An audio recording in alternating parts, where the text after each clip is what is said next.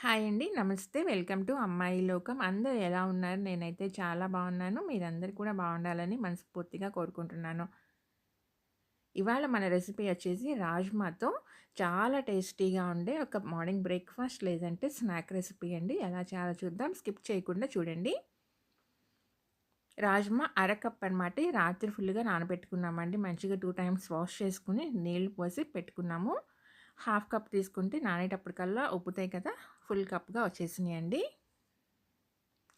ఈ కప్పుతో నేను అరకప్పు నానబెట్టాను. ఇప్పుడు చూపిస్తాను చూడండి. కప్పు ఫుల్‌గా వచ్చినాయన్నమాట నానిన తర్వాత.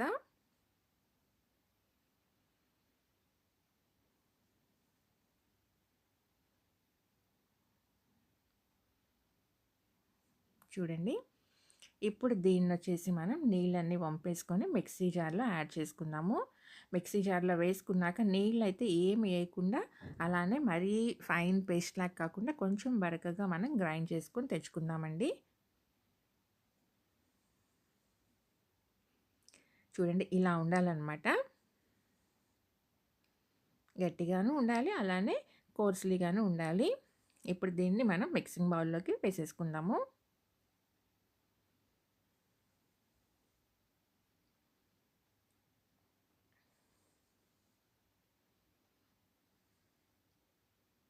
ఇలా మిక్సింగ్ బౌల్‌లోకి వేసుకున్న తర్వాత రవ్వ ఉంటుంది కదా! బొంబాయి రవ్వ అది 2 టేబుల్ స్పూన్లు తీసుకున్నామండి.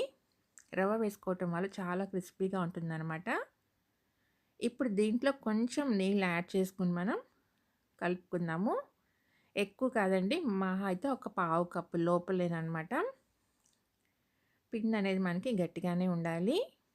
రవ్వ మనకి నానాలి కాబట్టి కొంచెం మనం నీళ్ళు యాడ్ చేసుకుంటే సరిపోతుంది. లేదంటే పిండిలో ఉన్న తేమనంతా రవ్వ పీల్చుకొని ఇంకా గట్టిపడిపోతుందనమాట పిండి.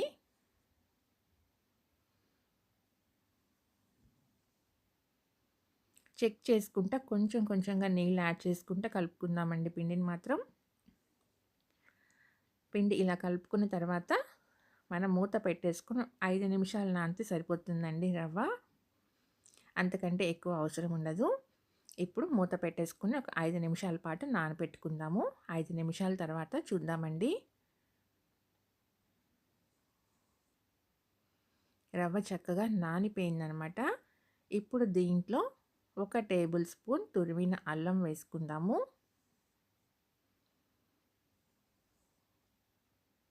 తర్వాత ఒక్క పెద్ద ఉల్లిపాయ, 2 పచ్చిమిర్చి కట్ చేసుకున్నామండి. పచ్చిమిర్చి అయితే ఇవి కొంచెం కారంగానే ఉన్నాయి. మీరు తినే కారానికి తగినట్టుగా అడ్జస్ట్ చేసుకోండి. అయితే కొంచెం స్పైసీగా ఉంటేనే బావుంటుందనమాట. కరివేపాకు కొంచెం, తరిగిన కొత్తిమీర కొంచెం వేసుకుందాము. రుచికి సరిపడినంత ఉప్పు వేసుకుందామండి. ఒక టేబుల్ స్పూన్ జీలకర్ర, తర్వాత కొంచెం ఇంగువ వేసుకుందాం.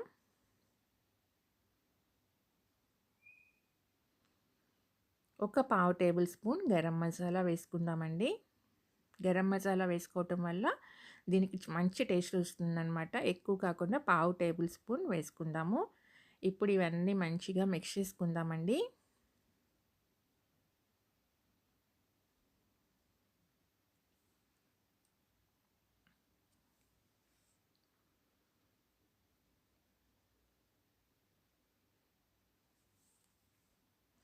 పిండి రెడీ అయిపోయింది.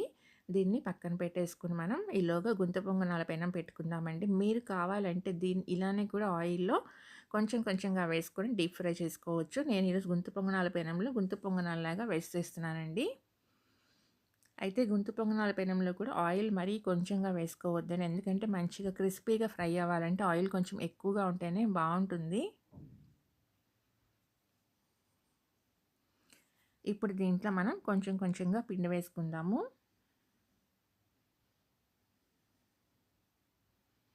చాలా అంటే చాలా టేస్టీగా ఉంటుందండి. ఇంకా దీంట్లో చట్నీ కూడా ఏం అవసరం లేదు. ఒకవేళ మీకు కావాలి అనుకుంటే పల్లీ చట్నీ గానీ, కొబ్బరి చట్నీ గానీ చాలా బావుంటుందండి.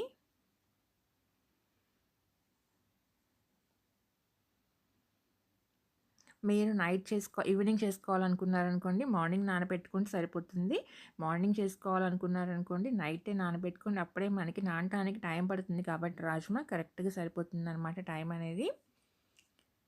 ఇప్పుడు చూడండి, ఇది మనకి వేగేటప్పటికల్లా ఆ నూనెంతా మనకి కిందకి దిగిపోతుందనమాట.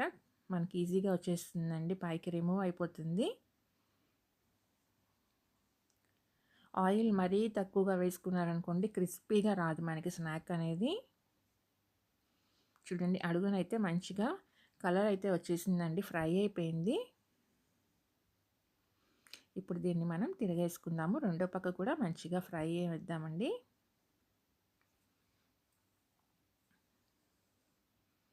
మీకు చూస్తేనే అర్థమవుతుంది కదా, పైన చక్కగా క్రిస్పీగా ఫ్రై అయిపోయింది.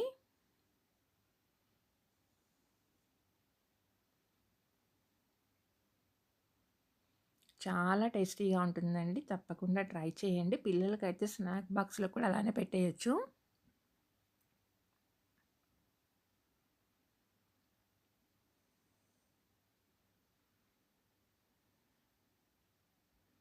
మనం రవ్వ వేసుకోవటం వల్ల క్రిస్పీగా వస్తుందండి. రవ్వ వేయలేదనుకోండి, రాజ్మా అనేది కొంచెం మనకి ఉడికేటప్పటికల్లా లోపల ముద్దగా ఉన్నట్టుగా ఉంటుందనమాట. అందుకని మనం రవ్వ వేసుకున్నామంటే రవ్వ నానుతుంది కాబట్టి మనకి కరెక్ట్‌గా క్రిస్పీగా బావుంటుందనమాట తినేదానికి కూడాను. చూడండి, చక్కగా 2 పక్కల మంచిగా ఫ్రై అయిపోయింది. తీసేసుకొని సర్వ్ చేసుకుందామండి.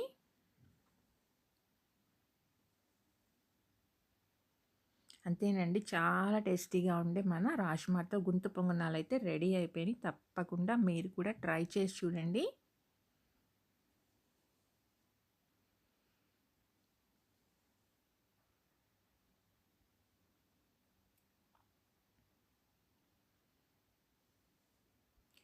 మీకెలా వచ్చిందో కూడా నాకు తప్పనిసరిగా కామెంట్ చేయండి.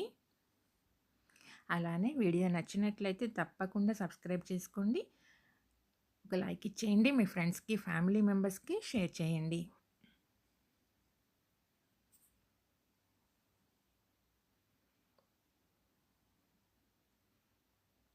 పిండి మాత్రం అస్సలు పలుచని చేసుకోవద్దండి. పలుచగా చేసుకున్నారంటే మీకు క్రిస్పీగా రావన్నమాట. చూడండి, ఒకటి నేను ఓపెన్ చేసి చూపెడతాను. చక్కగా లోపల ఫ్రై అయిపోయి పైన క్రిస్పీగా, లోపల కూడా చూడండి చక్కగా కుక్ అయిందనమాట. ఈరోజు రెసిపీ అయితే ఇంతేనండి. రేపు ఇంకో కొత్త రెసిపీతో మీ ముందుకు వచ్చేస్తాను. Thank you for watching.